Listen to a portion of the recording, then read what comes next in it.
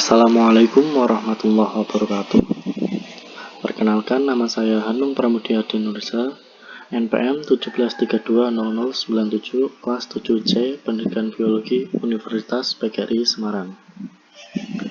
Pada kali ini, saya akan mempresentasikan mata kuliah bioteknologi pada perkuliahan umum.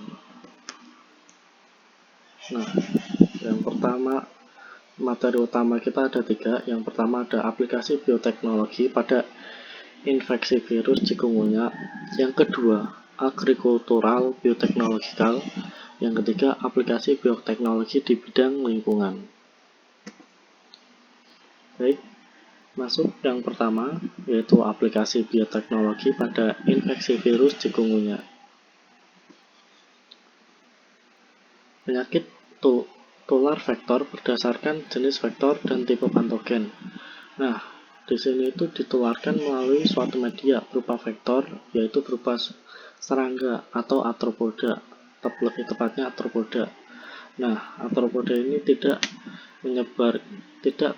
menyebarkan kepada manusia, akan tetapi bukan manusia sendiri yang menyebarkannya seperti itu. Untuk genos nyamuk besar yang dapat menyebabkan penyakit itu ada 3, ada Aedes, Anopheles, dan Culex. Nah, untuk Aedes sendiri itu ada chikungunya. Untuk bentuk patogen berupa virus, parasit, bakteri, ektoparasit, dan pada chikungunya itu berbentuk virus. Di lingkungan pada umumnya Aedes menyebabkan yellow fever atau demam kuning. Selain nyamuk vektor juga bisa berupa tungau, kutu, lalat, ataupun yang lainnya. Nah, chikungunya sendiri itu famili virus yang sering menyerang manusia dengan perantara nyamuk. Nah, di sini itu ada 2 famili. Yang pertama ada Togaviridae dan yang kedua ada Belaviviridae. Nah, untuk pada Togaviridae sendiri itu pada chikungunya sendiri. Nah, untuk yang ke Flaviviridae itu biasanya menyebabkan dengue atau demam berdarah seperti itu. Nah, dari kedua famili tersebut itu yang paling terlihat perbedaannya itu di replikasinya. Untuk replikasi alphavirus itu melakukan replikasi di sitoplasma dan membentuk tunas di membran plasma. Untuk Flavarius sendiri itu melakukan replikasi di sitoplasma dan membentuk di membran internal. Seperti itu. Kita lanjut, untuk kedua virus tersebut termasuk pada virus yang materi genetik RNA-nya dengan single strand change. Nah, itu sendiri apa sih? Yang pertama, itu kemiripan terhadap penyakit yang ditimbulkan, termasuk dalam epidemiologinya. Terus yang kedua, itu sebagian besar ditularkan oleh arthropoda, sehingga dikenal sebagai arboviruses atau arthropoda-borne viruses. Terus, itu berbeda dalam ukuran morfologi ataupun gen dan replikasinya. Nah, dari ketiga tersebut, itu materi genetik RNA-nya itu dengan single strand change. Akan tetapi mereka itu berbeda seperti itu. Nah, kita masuk ke chikungunya. Chikungunya itu sendiri ada 3 genetik. Yang pertama itu ada West African, yang kedua East Central South Africa atau ECSA, dan yang ketiga itu ada ASEAN. Nah, alphavirus dinamakan chikungunya pertama kali ditemukan di Afrika, ditularkan dari nyamuk. Jarang menyebabkan kematian, namun pada pasien hepatitis, miokarditis, gangguan okular, neurologi bisa meningkatkan kondisi yang lebih parah.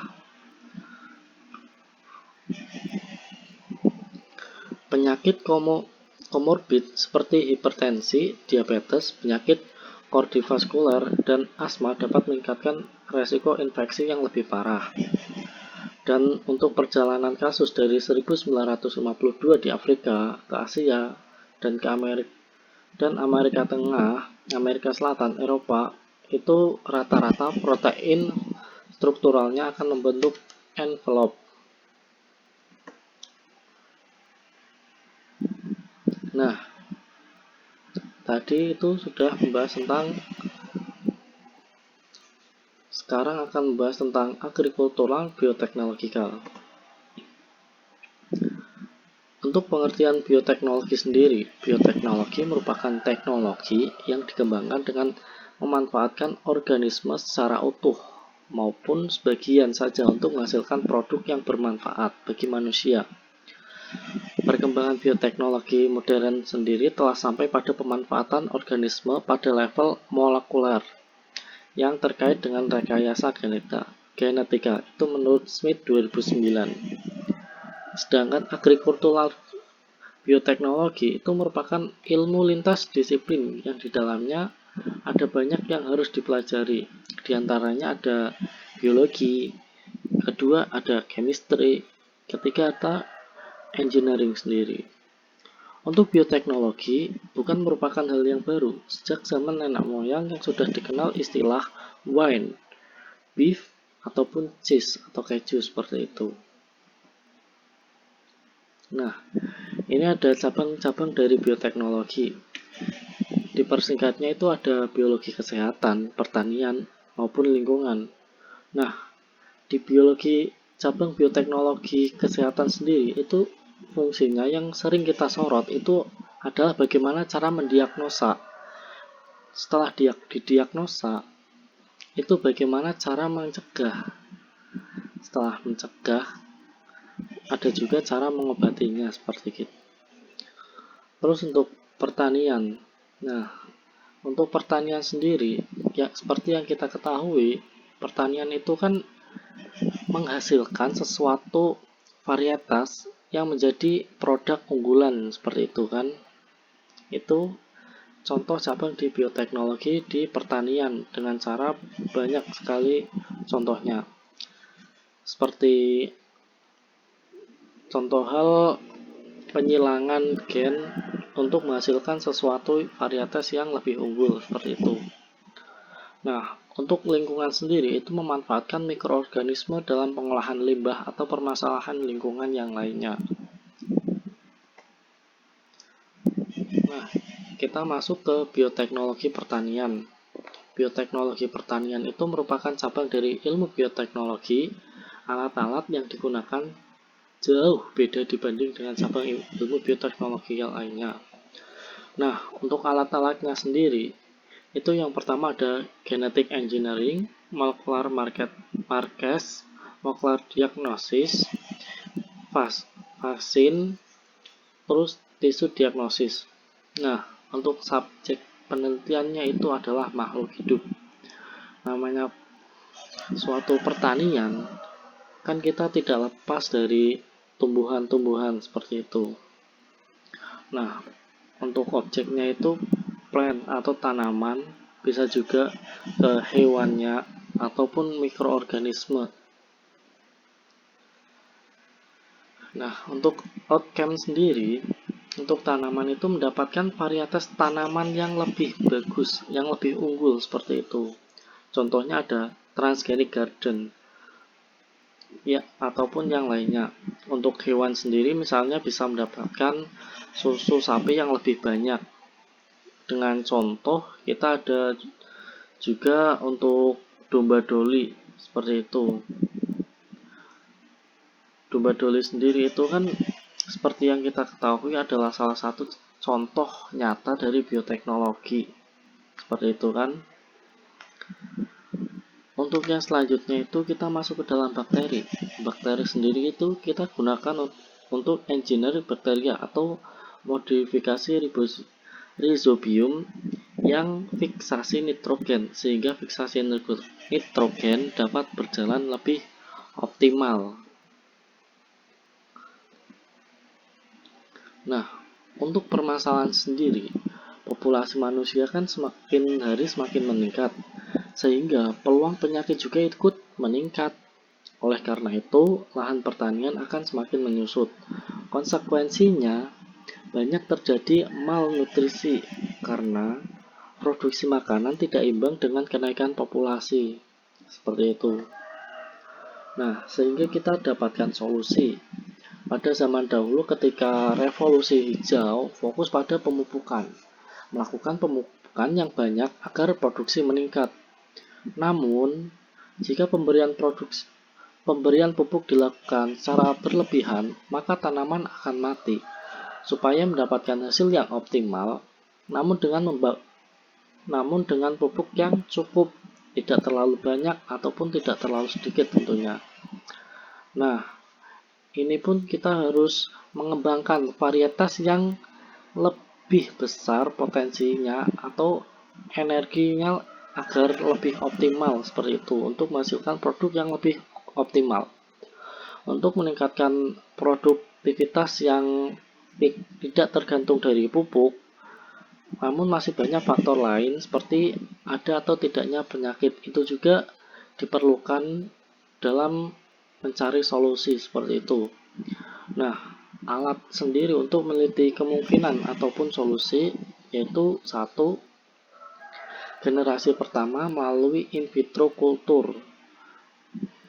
Yang kedua ada genom analisis atau bagian yang menguntungkan ataupun tidak. Yang ketiga ada genom manipulasi atau memanipulasi bagian yang diuntungkan agar bisa di-remove atau overekspresi. Dalam gen memanipulasi pun harus ada kultur jaringannya seperti itu agar mendapatkan suatu produk ataupun tanaman yang lebih unggul dari tanaman yang lainnya. Nah, yang ketiga ada aplikasi bioteknologi di bidang lingkungan. Untuk proses biogeokimia, interaksi antara tumbuhan, organisme tanah, ataupun matahari, itu yang tentunya dapat memunculkan suatu pertanyaan, apa sih yang mendukung dari sebuah ekosistem tanah? Nah, dari kata biogeokimia sendiri itu kan kita akan masuk ke dalam bagaimana siklus kimia di dalam tanah, seperti itu. Nah, tanah yang matang atau subur terbentuk dari tanah yang tidak atau belum memiliki nutrisi. Nah, di sini kita ketahui bagaimana tanah saat terbentuk dari substrat yang baru atau yang belum ada nutrisinya sendiri. Dalam penelitian menunjukkan bahwa vulkanik deposit tidak terdeteksi unsur karbon dan nitrogen. Bahwasanya karbon dan nitrogen itu merupakan unsur utama dalam pembentukan proses biogeokimia sendiri agar tanah lebih subur. Adanya proses mikroba tanah yang mampu mengubah kondisi plant environment menjadi plant growing environment. Dari yang tidak ada nutrisi, seiring dengan terjadinya pembentukan tanah tadi, maka akan terkandung nitrogen dan karbon.